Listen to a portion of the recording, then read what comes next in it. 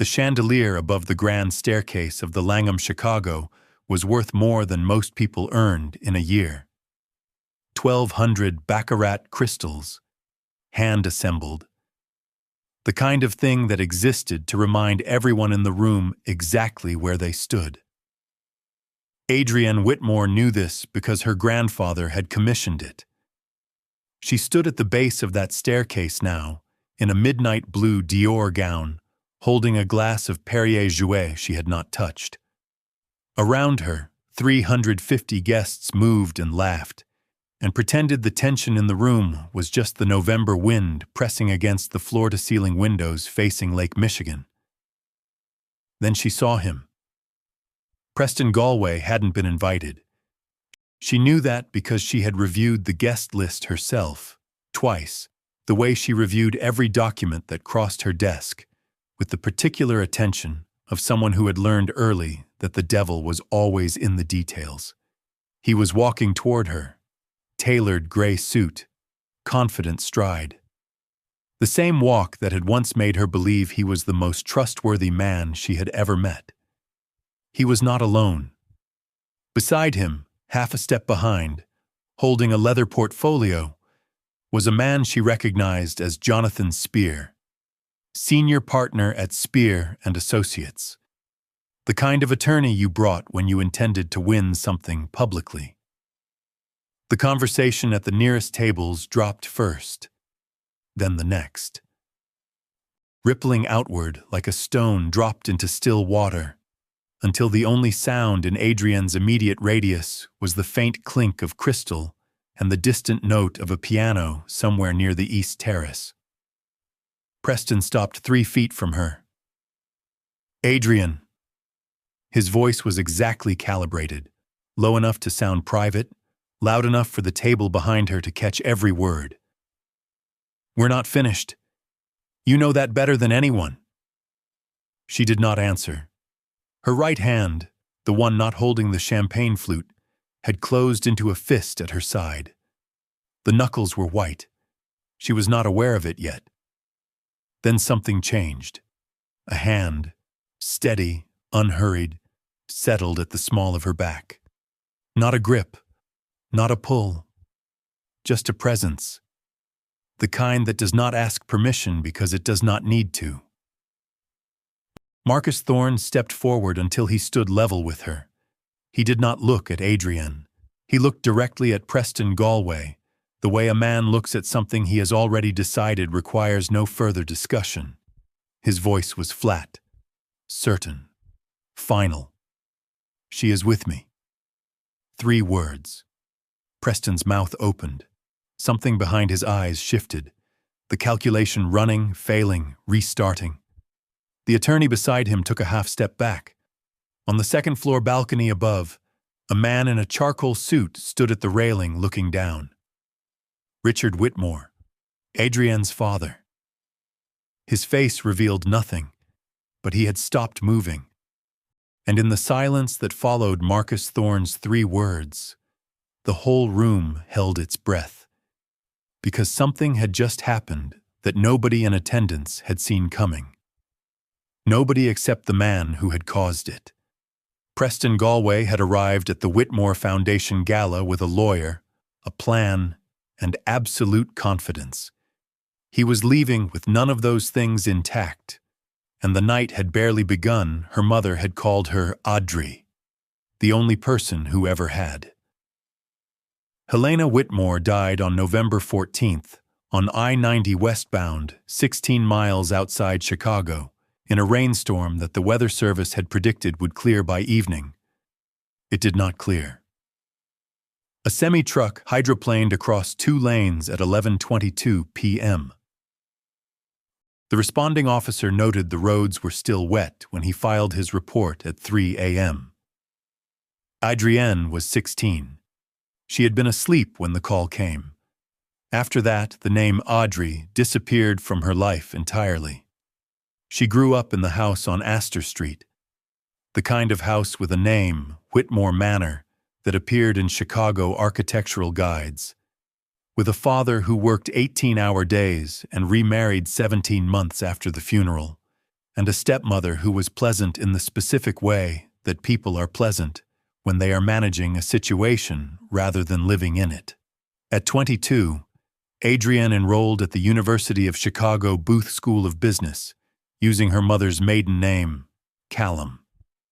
She told her academic advisor she valued privacy. What she did not say was that she needed to know, for herself, beyond any doubt, that she could succeed without the word Whitmore opening every door before she reached it. She graduated second in her class. The person who graduated first had a scholarship named after him within 5 years. Adrienne had a corner office at Whitmore Holdings and a reputation in the Chicago financial district as the sharpest analyst the company had produced in a decade, still under the name Callum, still unknown by most of her colleagues as the heir to everything around her. She wore her mother's watch on her left wrist, a slim Longines with a champagne dial, the clasp repaired twice, the crystal replaced once. It kept time the way her mother had kept promises, perfectly, without reminder. What she had not inherited from Helena Whitmore was the ability to recognize when someone was lying. Her mother had been trusting to the point of faith. It had not served her. Adrienne believed she had outgrown that particular vulnerability. She had built an entire professional identity on reading numbers, finding inconsistencies, detecting what did not belong. She was right about numbers. She had been catastrophically wrong about Preston Galway. And the truth of exactly how wrong she had been was only now, 5 years too late, beginning to surface. She met him at a dinner her Uncle Gerald had hosted in April 5 years ago. A small gathering at Alinea, 12 guests, a prix-fixe menu, the kind of evening that appeared casual and was anything but. Preston had been seated across from her. He was 32 then, running a boutique financial advisory firm out of a Wacker Drive office with 4 employees and a client list that looked impressive until you understood what was actually on it. He was building something. He had the energy of someone building something, which Adrienne, who had spent her adult life building things quietly, recognized immediately and responded to without meaning to. What disarmed her was this. He asked about her work before he asked about her name. Not, which Whitmore are you? Not, how long have you been with the company? He asked what she was currently analyzing, what she found interesting about it, what she thought the market was missing. He listened to her answer the way people listen when they are genuinely curious rather than waiting for their turn to speak. She had not experienced that before, not in that room, with those people. They had dinner again the following week, then the week after that. By the end of that summer, she had introduced him to her father, the first man she had ever brought home, and Richard Whitmore had shaken Preston's hand and said, with what Adrienne mistook for approval, "I've heard good things." She should have asked who he had heard them from. The 5 years that followed were real enough. Skiing in Aspen in February, the apartment in River North they eventually shared, the Tiffany solitaire he placed on her finger at the River Cafe, no, the wrong city, he had chosen the signature room at the 95th, Chicago's own. The lake spread out below them in every direction, the city lights blurred by a light snow. She said yes with her whole self, the way her mother would have. What she did not know, 3 floors below the restaurant, in the lobby of the same building, Preston had taken a call from Gerald Whitmore 17 minutes before he got down on one knee. A call about timing. A call about making sure the proposal happened before Adrienne's 33rd birthday, the date on which, under the terms of her grandfather's will, her full inheritance would transfer unconditionally to her name alone. She came home early because she had forgotten a USB drive. That was all it was. A presentation for the Whitmore Holdings Quarterly Strategy Review. 37 slides, 2 years of market analysis, the work she was most proud of in her career. She had left it on the nightstand. She realized it somewhere between the elevator and the lobby of the Willis Tower, turned around, took a cab back to River North. It was 2:47 p.m. on a Tuesday. Preston had told her that morning he was in back-to-back client meetings until 7. She used her key. The apartment smelled of coffee and something else, a fragrance she recognized before she could name it, something warm and expensive that did not belong to her. She did not go to the bedroom. She did not need to. On the armchair beside the kitchen island, the armchair they had picked out together at R.H. Chicago on Ontario Street, the one she had chosen because of the color, a deep cognac leather that caught afternoon light. There was a teal cashmere scarf. She had given Cassidy Morrow that scarf. September, Cassidy's birthday. A Loro Piana from Neiman Marcus on Michigan Avenue. Adrienne had wrapped it herself, put it in a navy box, written on the card, "For my person. Every year. Always." Cassidy had texted her a photo wearing it. "I will wear this until it falls apart. I love you."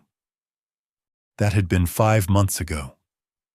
Adrienne stood in her own kitchen and looked at the scarf on her own armchair for what she estimated was 11 seconds. She counted.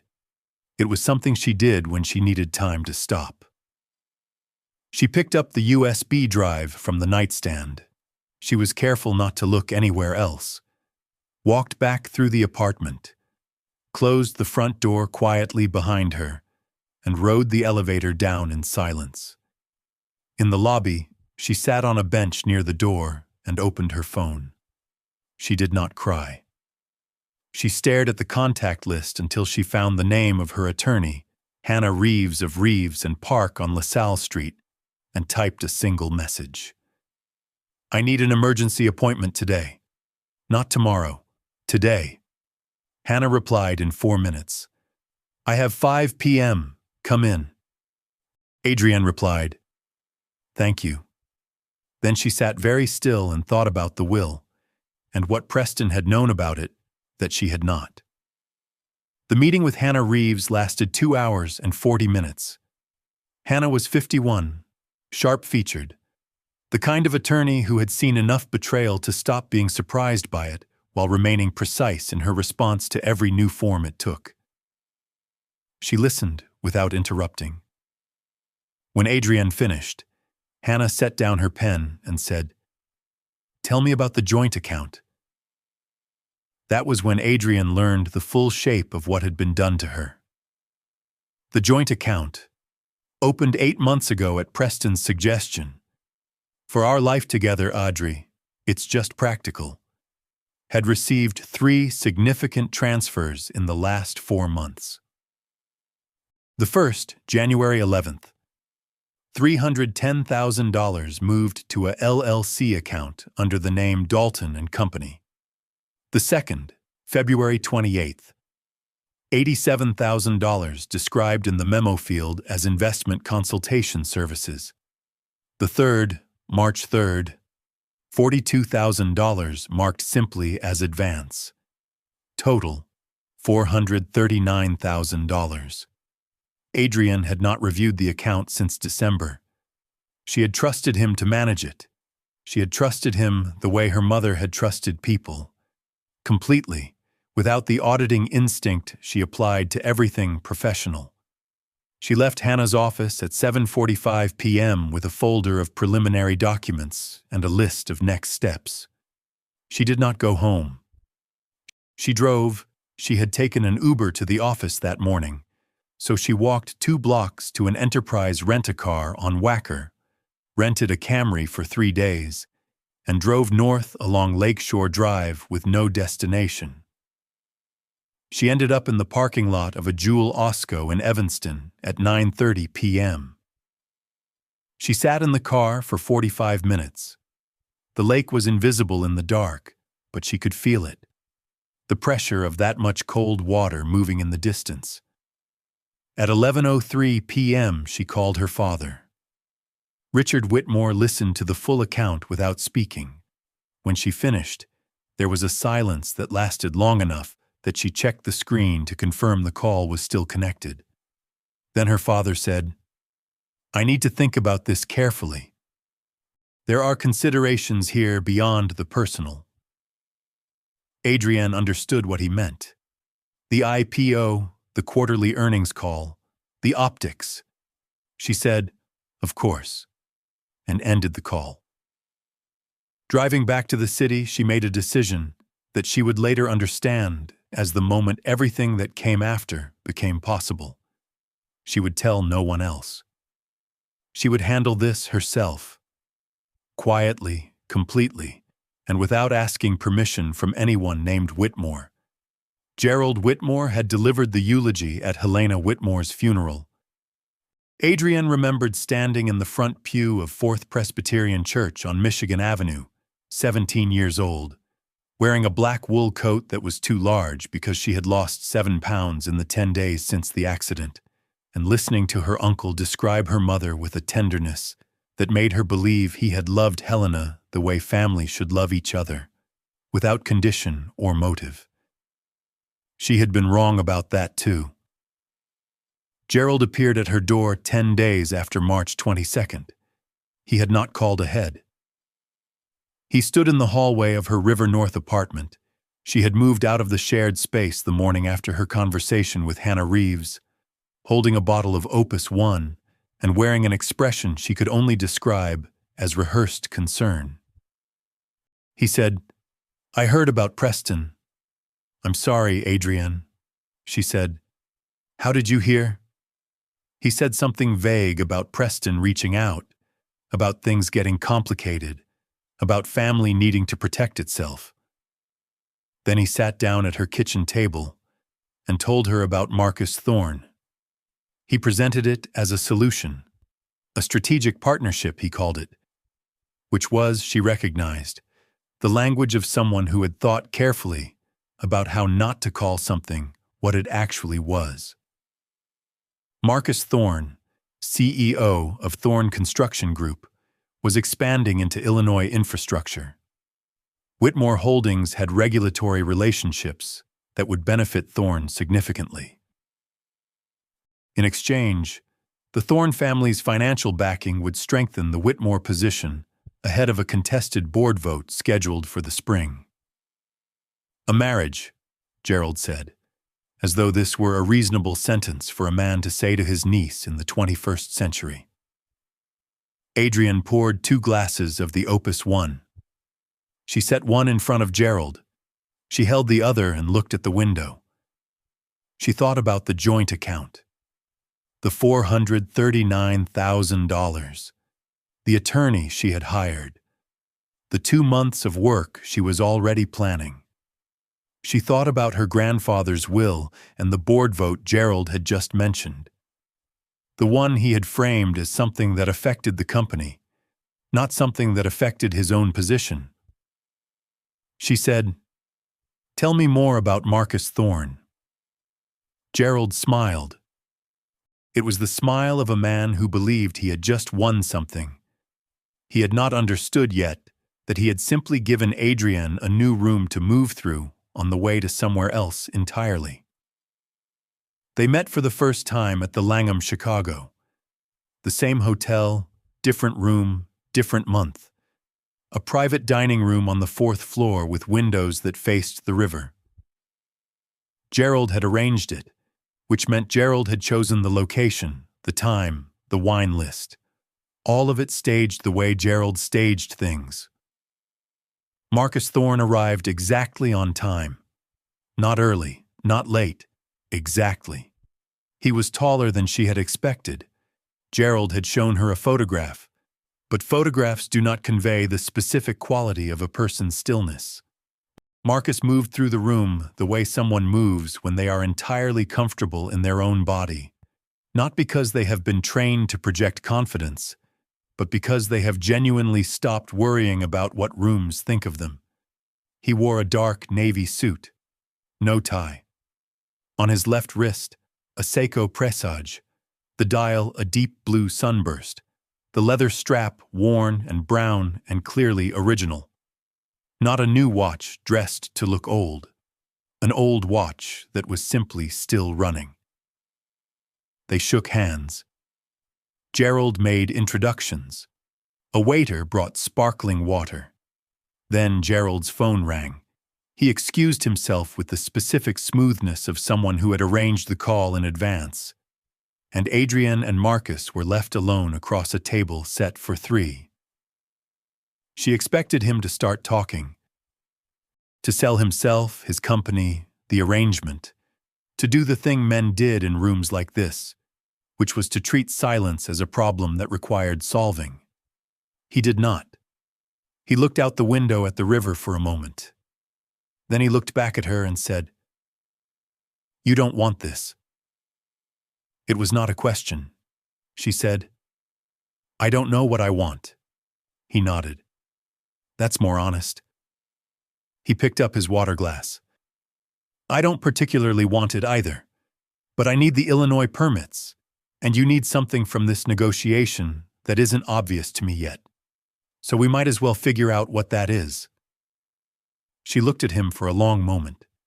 Then she said, "My uncle needs to believe he arranged something to his advantage." Marcus considered this. "And in reality?" "In reality," she said, "I need time, and cover, and someone in the room who won't tell Gerald what I'm doing." Marcus set down his glass and said, "I can do that." He said it the way someone agrees to carry something heavy, simply, without making it about themselves. Adrienne noted this and filed it somewhere she did not yet have a name for. Hannah Reeves drafted the prenuptial and partnership agreement over the course of 6 days. It was 17 pages, 17 clauses. The language was the language of mergers and acquisitions, precise, impersonal, structured to survive any foreseeable dissolution without ambiguity or appeal. Adrienne read it 4 times. She made 2 amendments. Hannah incorporated them. Marcus's attorney, a woman named Patricia Cho at Cho and Lim on Michigan Avenue, reviewed the document and returned it with 3 questions, all of which were answered in existing clauses. She signed off on the 4th day. The wedding was small by Whitmore standards. 12 guests. The ceremony at City Hall, conducted by a judge who was a college friend of Patricia Cho's. Adrienne wore a cream silk dress she had bought at Nordstrom on the Monday before the Thursday ceremony. Marcus wore the same navy suit from their first meeting. No tie again, Richard Whitmore attended. He shook Marcus's hand for slightly too long, the grip of a man taking the measure of another man, deciding something. He kissed Adrienne's cheek and said, "Your mother would have wanted this to be bigger." Adrienne said, "Mom would have eloped if she could have." Her father almost smiled. Not quite. The reception was dinner at the River Cafe. She had chosen it deliberately. The restaurant Preston had not chosen for the proposal, the one that carried no memory. 8 people around a table, good wine, conversation that stayed carefully in the shallows. Marcus was polite, measured. He did not touch her except when photographs were taken, and then only formally, a hand at her back, careful as a contract clause. She drove herself home. He drove himself to the penthouse on Lakeshore Drive that was now, on paper, their shared address. She arrived at the penthouse 40 minutes later with 2 suitcases and a box of books. He had left a key on the kitchen counter and gone to bed. She stood in the kitchen at midnight and looked at the key on the counter and the lights of Lake Michigan through the floor-to-ceiling windows. It was the most honest beginning she had ever had with anyone.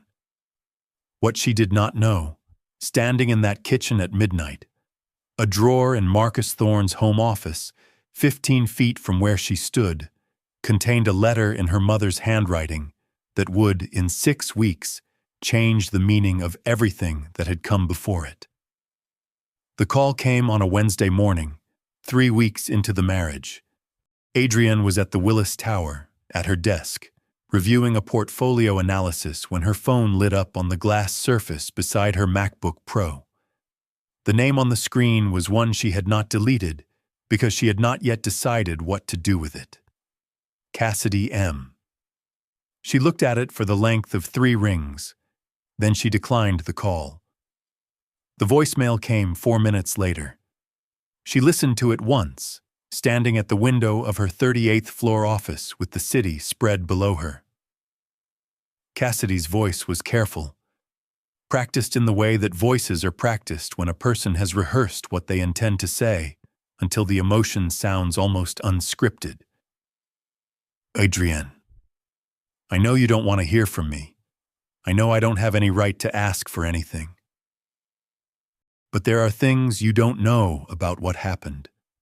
Things about Gerald, about why Preston was there that night in your apartment. I'm not asking you to forgive me. I'm asking for 20 minutes. That's all. There are things you need to hear from me before you hear them somewhere else. Adrienne played it twice. The second time she was listening for something specific. The place where the prepared language ended and something real began. She was good at this. She had spent her career finding the seams in data. She found the seam at, before you hear them somewhere else. That was true. The rest might be managed, might be partial, might be Cassidy constructing a version of events that placed herself in the least damaging light. But that phrase, somewhere else, had the weight of an actual warning. She typed a text. What do you know about Gerald? Cassidy replied in under 30 seconds. More than I should. And more than he knows I know. Adrienne stared at the reply. Then she made a decision she would both regret and rely on in equal measure. She typed, Thursday, 8 a.m., the cafe on Huron. You have 20 minutes. She set the phone down and returned to her analysis. She told herself the decision was tactical, intelligence gathering, nothing more. What she did not allow herself to examine was the small, bruised part of her that still, despite everything, wanted Cassidy Morrow to have a reason that made sense. She found out about Nora on a Saturday. It was not a dramatic discovery. No hidden photograph, no overheard phone call. She was looking for a pen in Marcus's home office. He was out at a site meeting in the South Loop and had told her to help herself to anything in the kitchen, the office, whatever she needed, and she opened the wrong drawer. Inside, a collection of crayon drawings, carefully folded, a purple horse, a house with too many windows and a sun that was also a face. At the bottom of the stack, a Father's Day card, the kind sold at Walgreens, construction paper yellow, decorated with stickers shaped like stars. Inside the card, in handwriting that was clearly a child's and clearly practiced, to Daddy. You are my favorite person. Love, Nora, age 8. The most recent date on a drawing was 4 weeks ago. Adrienne stood in the office holding the Father's Day card for a long time. She was aware of the specific quality of her own stillness, the same stillness she had felt standing in her River North apartment, looking at a teal cashmere scarf on a cognac leather armchair. She placed the card back where she had found it. She found the pen in a cup on the desk. She went back to the kitchen, finished the coffee she had made, washed the mug, set it in the drying rack. Then she packed a bag. She did not leave a note. They were not people who left notes. That was not in any of the 17 clauses, but it was in the unspoken language of what they were to each other, which was businesslike and bounded and did not include the things people said when they were hurt. She was not, she told herself, hurt. She was responding rationally to new information. The man she had agreed to a transactional arrangement with had omitted a significant personal fact. An 8-year-old child. A child who called him her favorite person. She checked into the Kimpton Gray Hotel on West Monroe at 9:45 p.m. She ordered room service she did not eat. She sat on the edge of the bed in the dark with the city lights coming through the window and thought about what her mother would have done. Helena Whitmore, she was certain, would have stayed. And Adrienne was not yet sure whether that was wisdom or simply the thing that had eventually put her mother in a car on a dark, wet highway, trusting that the road ahead was safe. She had been at the Kimpton Gray for 19 hours when Preston found her. She did not know how he knew. She suspected Gerald who had his fingers in everything, who had cultivated the habit of knowing where the relevant people were, the way some men cultivate the habit of knowing the weather. Preston and Gerald had been in contact for longer than she had understood. She was piecing that together now, in the specific way you piece things together when you have nothing but time and the controlled quiet of a hotel room. He called her cell at 4:30 p.m. Sunday. She looked at the screen and felt the familiar calculus, the one she had spent 5 years performing. Answer, do not answer. What does the decision reveal about what she felt? She answered.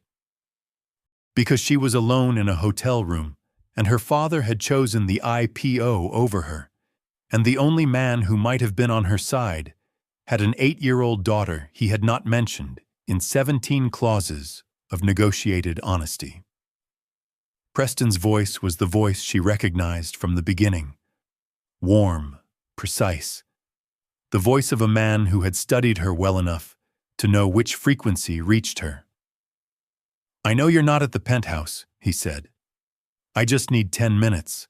I'm not asking you to forgive anything. I'm asking you to listen. You brought a lawyer to the gala, she said. That was Gerald's suggestion. I should have said no. There it was, Gerald, the thread she was pulling. And Preston had just offered her more of it. She said, "Come to the lobby." Not the room. He was there in 22 minutes. He sat across from her in the lobby lounge on a gray velvet chair that cost more than his first month's rent in the city. And he talked for a long time about what he had told himself, what he had convinced himself, how the money was meant to be repaid, how Gerald had made promises that reframed everything. Some of it, she thought, was true. The parts about Gerald might be entirely true. She listened the way she always listened, for the seam. The seam this time was simpler. He was not apologizing.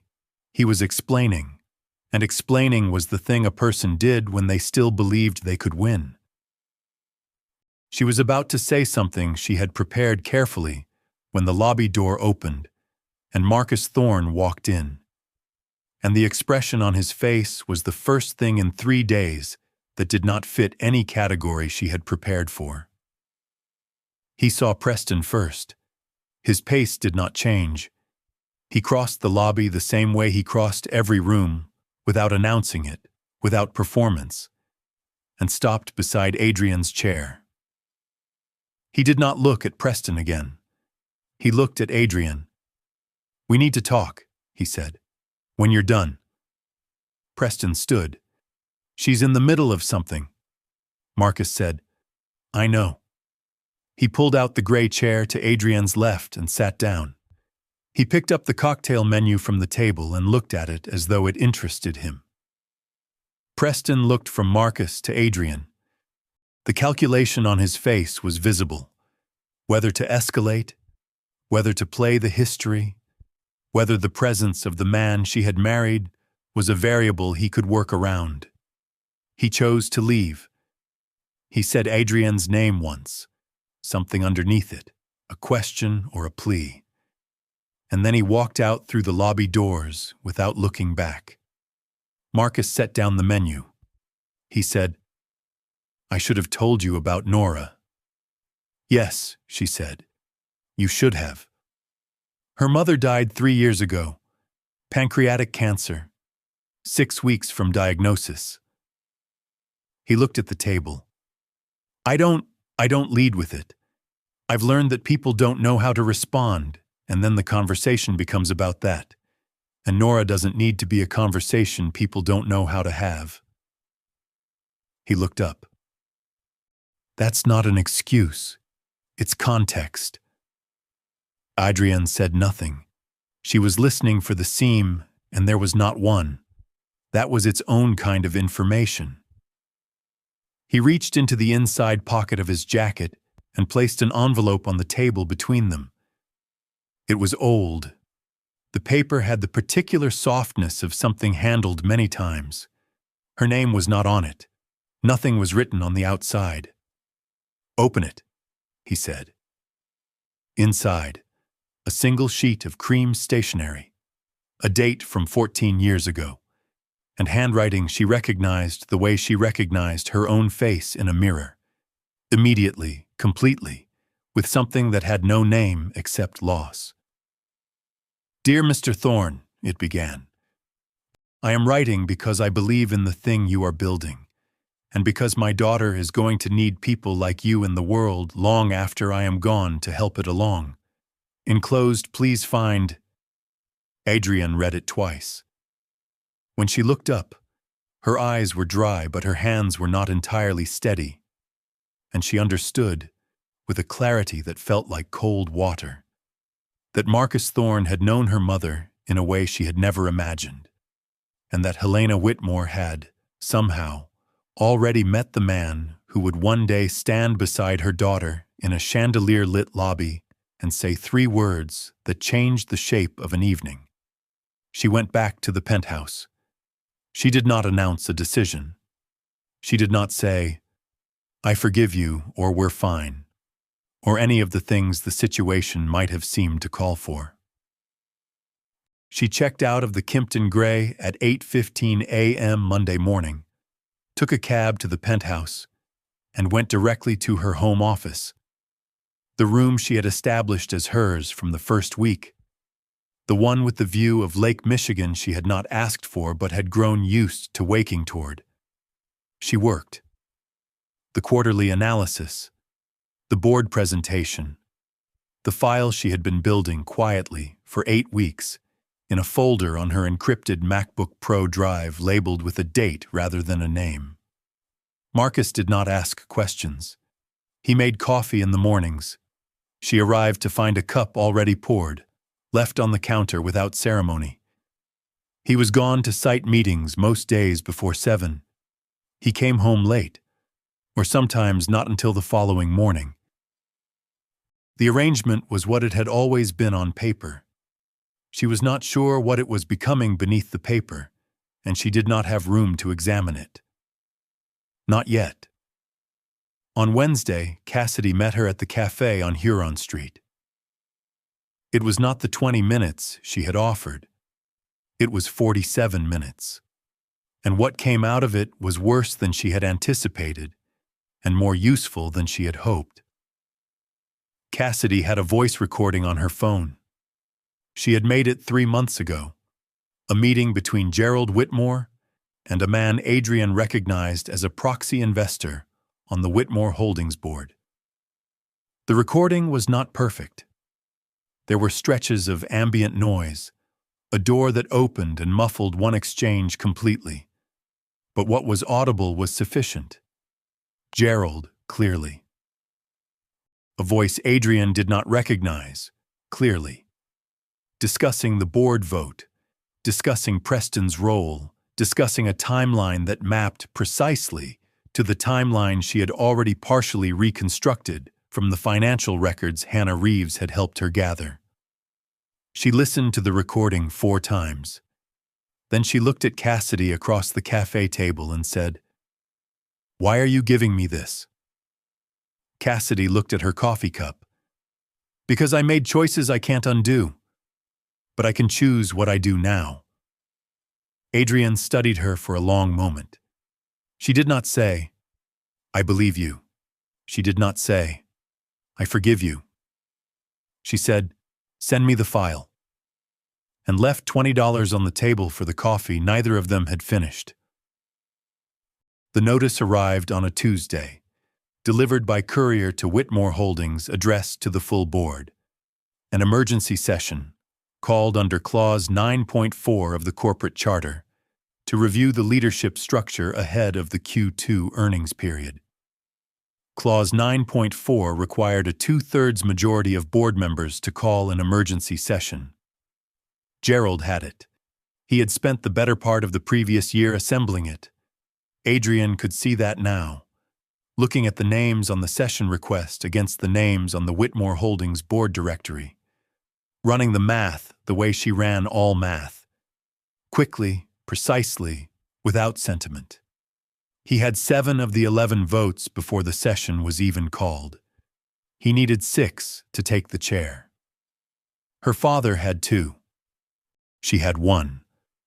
Her own seat, established in her grandfather's will, the one position that could not be removed without her consent.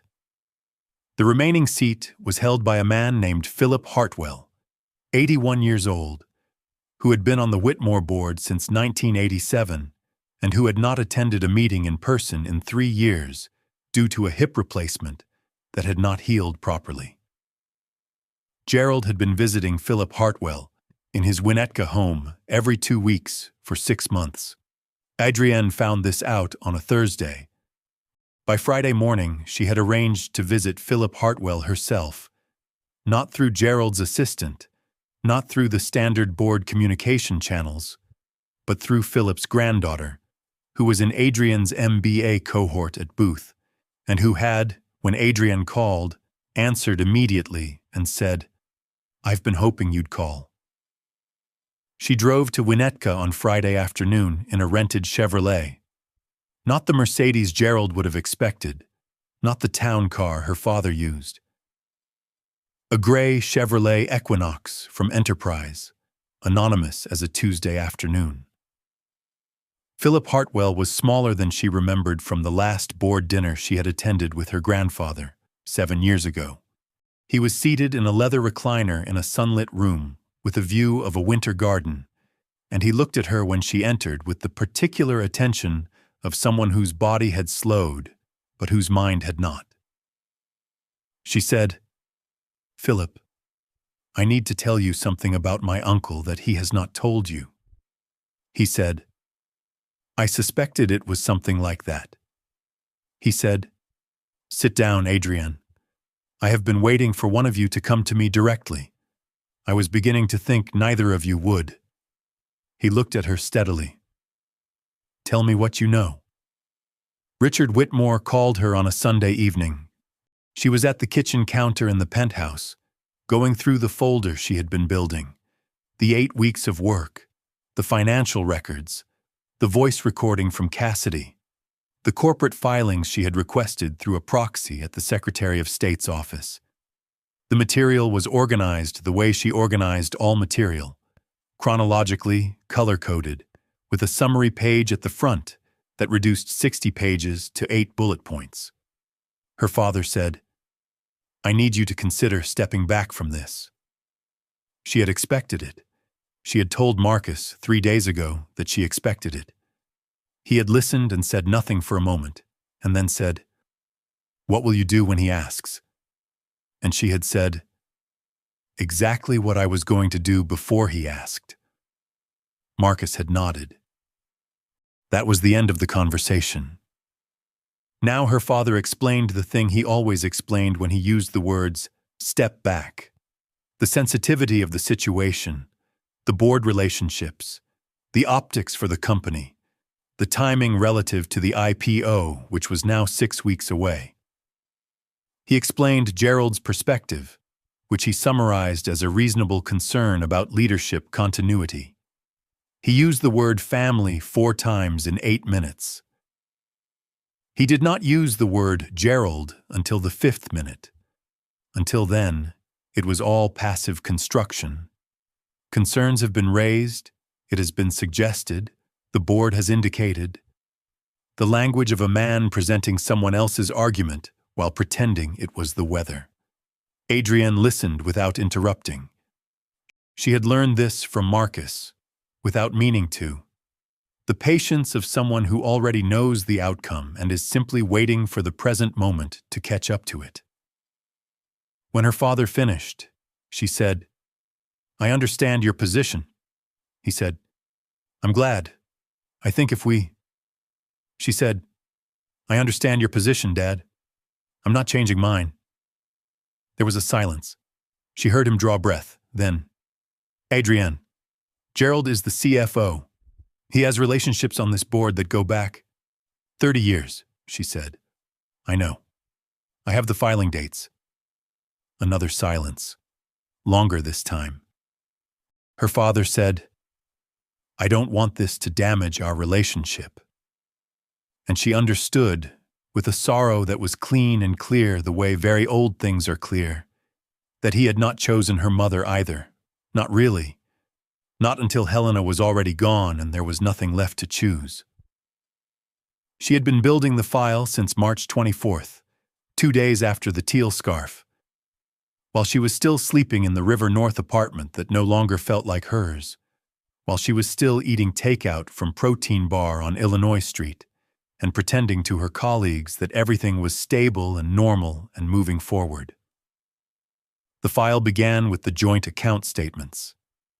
It expanded over 8 weeks, with records she obtained through channels she had access to and channels she created.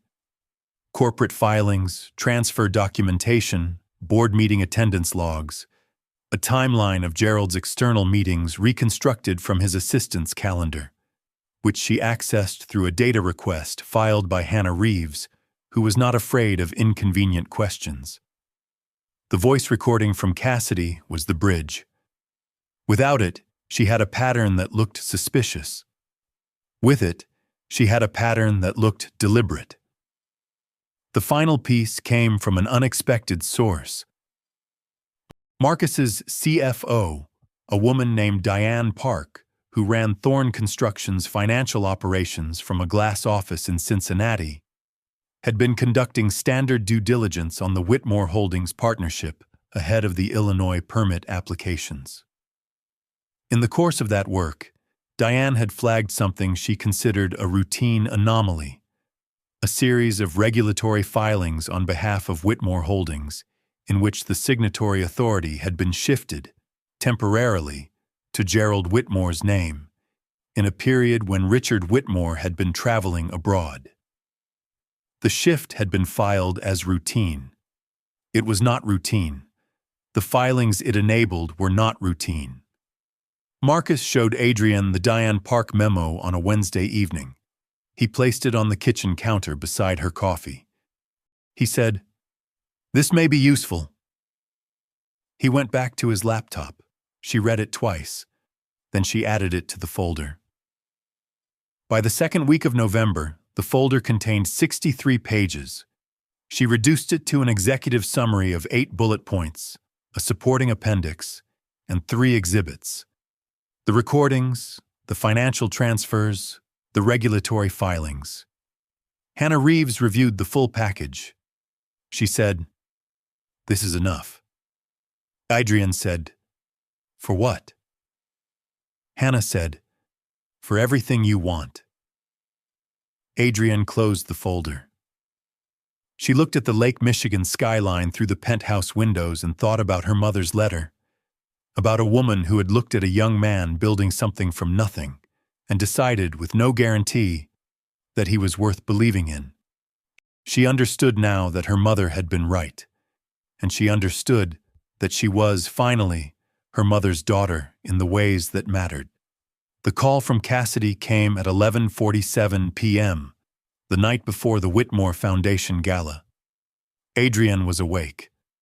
She had been awake for 3 hours, sitting at the desk in her home office, reviewing the presentation she would make to the board the following morning, the emergency session Gerald had called, which she had ensured would happen before the gala, not after. Timing, she had learned from watching Gerald operate for most of her life, was not incidental. Timing was the argument. Cassidy's voice on the phone was not rehearsed this time. It was the voice of someone who had been crying and had stopped, and was now operating in the specific clarity that sometimes follows. She said, "Gerald knows about the recording, about Diane Park's memo. He called me an hour ago." Adrienne said, "What did he say to you?" "He said the position he promised me was contingent on certain things going smoothly. He said nothing was going smoothly." A pause. "He said, and I need you to know I'm repeating this exactly. He said that if I had given you anything, I should be prepared for consequences." Adrienne said, "He threatened you." "He did. Are you safe?" A longer pause. "Physically? Yes. Professionally?" Cassidy made a sound that was not quite a laugh. "There's nothing left for him to take." Adrienne said, "I need you at the board meeting tomorrow morning. 7:30. Willis Tower, 48th floor conference room. Can you be there?" "Yes." "Bring your phone, with the original recording. Do not send it anywhere tonight. I need the original timestamp intact." Cassidy said, "Adrienne." A pause. "I know this doesn't—" "I know," Adrienne said. "Tomorrow, 7:30. She hung up and called Hannah Reeves. Hannah answered on the second ring, which told Adrienne that Hannah had also been awake. She said, "Gerald knows we're moving. He's trying to pressure witnesses." Hannah said, "Does that change anything?" Adrienne looked at the lake through the window, the city lights on the water, the particular darkness beyond the furthest lights where the water became just sound and movement. "No," she said. "It accelerates the timeline. We present everything tomorrow morning before the board session begins." Then she called Marcus. He answered on the first ring. She said, "Tomorrow." He said, "I'll be there," and hung up. No performance, no reassurance, just present. She had not known, before this, how much that particular quality was worth. The board meeting ended at 10:47 a.m. Gerald Whitmore sat at the conference table on the 48th floor of the Willis Tower, while Hannah Reeves and Adrienne presented 63 pages of documentation, 3 recorded exhibits, and the testimony of Cassidy Morrow, who sat at the far end of the table in a gray blazer and answered questions without flinching. Philip Hartwell, joining by video from Winnetka, was the first to vote. Richard Whitmore voted last. He sat in his chair at the head of the table for a long moment after every other vote had been recorded. He looked at the table. He looked at Gerald, who had stopped speaking 40 minutes into the presentation and had not spoken since.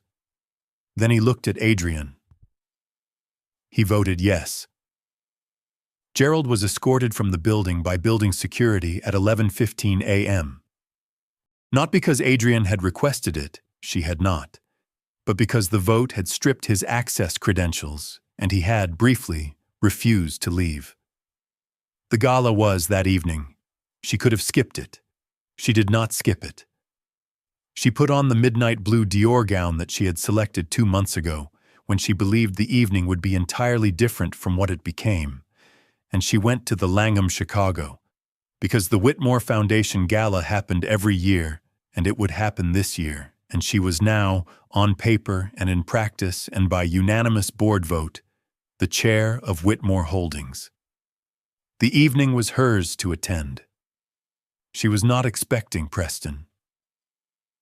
When he appeared at the base of the staircase and said her name in front of 350 people, she felt the old response, the animal instinct toward stillness that she had inherited from her mother's particular kind of strength. She stood straight. She did not answer. She did not need to. The hand at the small of her back was steady. Not a grip. Not a rescue. A presence. Marcus said, "She is with me." 3 words. In the silence after them, she felt something that had been braced for impact, stop bracing. Not because the threat was gone. Preston was still standing there, red-faced, recalculating, but because for the first time in as long as she could remember, she was not doing this alone. Preston Galway turned and walked toward the exit. His attorney followed. At the second-floor railing above, Richard Whitmore watched his daughter stand in the chandelier light, steady, unhurried, complete. And for the first time since Helena died, he looked at Adrienne and recognized someone he had failed to fully see. The Chicago Tribune ran the story on page 3 Tuesday morning. Whitmore Holdings CFO exits amid internal review, niece named chair. The Forbes Midwest photographer had been at the gala. The photo that ran alongside the Tribune piece showed Adrienne at the base of the Langham staircase, not the confrontation with Preston, which the photographer had not captured, but a moment just after, when she was standing with a glass of champagne she had finally picked up, looking toward the windows, the chandelier light catching the silk of her dress and the Longines watch on her wrist. She looked, the caption noted, entirely at home. She was. Gerald Whitmore retained a law firm on the Monday after the gala. By Wednesday, Hannah Reeves had filed a civil complaint on behalf of Whitmore Holdings for breach of fiduciary duty and corporate fraud. The amounts at issue, including the regulatory maneuvers Diane Park had flagged and the financial transfers through Preston's LLC, totaled well over $2 million over 4 years. Gerald's attorney issued a statement. Gerald himself said nothing publicly. Preston Galway's boutique advisory firm lost its 2 largest clients by the end of the week. The financial community in Chicago was not large. People talked. Hannah's civil action against him, the $439,000 plus accrued damages, was filed concurrently. Cassidy Morrow sent a text that Wednesday morning. The position Gerald promised doesn't exist. I'm applying for things. I know that's not your problem. Adrienne read it twice. Then she forwarded it to the head of communications at Whitmore Holdings with a note. She knows things about how we've been perceived externally. Worth a conversation. She sent no other message to Cassidy. It was not forgiveness. It was not what forgiveness felt like. It was something more practical and more honest than forgiveness. It was what you did when you decided to stop letting the past consume the present. Her father called Thursday evening. He said, "I want to have dinner," she said. "Sunday. My place." She meant the penthouse. It was, she realized as she said it, the first time she had called it that. Richard Whitmore arrived Sunday with a bottle of wine and the particular expression of a man who has prepared what he intends to say and is hoping it will be enough. It was not enough, but it was a beginning. And beginnings, Adrienne had decided, were worth more than she had given them credit for. Nora arrived at the penthouse for the first time on a Saturday in December. She was 8 years old and small for her age, and she had her father's particular stillness in a child's version. The ability to walk into a room and take it in without immediately needing to fill it with noise. She wore a green sweater and carried a backpack with a drawing pad sticking out of the top pocket. She looked at Adrienne with the direct, unself-conscious gaze of a child who has not yet learned to perform uncertainty, and said, "Are you Adri?" Marcus, behind her, said, "Nora." Adrienne said, "Yes." Nora said, "Dad talks about you when he thinks I'm asleep." She considered this. "He doesn't know I can hear through the heating vents." Marcus closed his eyes briefly. Adrienne said, "What does he say?" Nora thought about it. "That you're very smart, and that you're sad sometimes, but you don't show it, and that you remind him of someone." She paused. "He didn't say who." Adrienne looked at Marcus over the top of Nora's head. He met her eyes. He said nothing. He did not need to. They made pancakes. Nora had opinions about this. Very specific, confident opinions about the correct ratio of batter to blueberries that she shared without invitation and with the authority of someone who has tested her conclusions. Adrienne found herself following the directions. After breakfast, Nora spread her drawing pad on the kitchen floor and began to draw. She drew without commentary, absorbed, the way children are absorbed when they are doing the thing they most want to do. The following Sunday morning, no plan, just the accumulated weight of days. Adrienne came downstairs to find Nora already at the kitchen counter, drawing, and Marcus making coffee. He set a cup on the counter without looking up. She picked it up. They stood in the kitchen in the particular quiet of a Sunday that had nowhere to be. At some point, Marcus placed a single sheet of paper on the counter beside her. No envelope, no ceremony. One sentence. Stay. Not because the agreement requires it, because I want you to. She read it. She looked at Nora on the floor, drawing a purple horse with enormous wings. She said, "Nora, do you want to go to Millennium Park later?" Nora looked up. "Can we get hot chocolate?" Obviously. Nora went back to her drawing. Marcus picked up his coffee.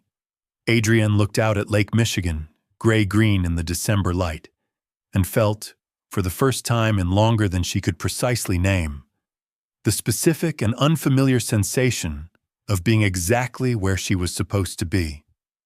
Marcus Thorne looked at her over the rim of his cup and did not smile immediately. He waited one beat. Then he smiled. Slow, real, not performed. And Adrienne Whitmore, who had spent most of her adult life reading documents for what they concealed between the lines, understood that this kitchen, this child on the floor, this man this morning, was the thing that had no fine print. The most powerful thing a woman can do after betrayal is not become hard. It has become clear. Inspired by Epictetus' Discourses, Book 1. I'll see you inside. And just like that, the story is over. But hey, if you're still here with me right now, at this point in the video, I want you to know something. That's not an accident. Something in this story touched you. Maybe it was Adrienne's silence in that kitchen. Maybe it was the moment Marcus stepped forward without being asked. Or maybe, and I think this is the one for a lot of you, it was the feeling of finally being seen by someone, after spending so long being looked through. Here's what I want to leave you with. Epictetus once said, "It's not what happens to you, but how you respond to it that matters." Adrienne didn't win by fighting louder. She won by getting clearer. She stopped asking the wrong people to finally see her worth and started building something that made it impossible to ignore. That's the lesson. Betrayal doesn't have to break you. Sometimes it just removes the people who were never meant to stay. If someone in your life right now is making you feel small, maybe this story is your reminder. Your silence can be your loudest answer, and your rebuilding can be your greatest revenge. If this story moved you even a little, share it with someone who needs to hear it today. And if you want more stories like this, ones that actually mean something, you know what to do. I'll see you inside. This story is a work of fiction created entirely for entertainment and storytelling purposes. All characters, including Adrienne Whitmore, Marcus Thorne, Preston Galway, Gerald Whitmore, Cassidy Morrow, and all others appearing in this narrative, are fictional. They are not based on, nor intended to represent, any real person, living or deceased. All company names, organizations, legal proceedings, and events depicted in this story are invented. Any resemblance to real individuals, actual businesses, or real events is purely coincidental and entirely unintentional. The locations mentioned, including Chicago, the Langham Hotel, Willis Tower, and others, are real places used solely as fictional settings to create an authentic atmosphere for the story. Their inclusion does not imply any connection to real events occurring at those locations. Stories like this exist to explore universal human emotions: trust, betrayal, resilience, and the quiet courage it takes to rebuild. Our goal is simply to create meaningful, thoughtful content that resonates, inspires reflection, and reminds every viewer that they are never truly alone in what they feel. Thank you for watching.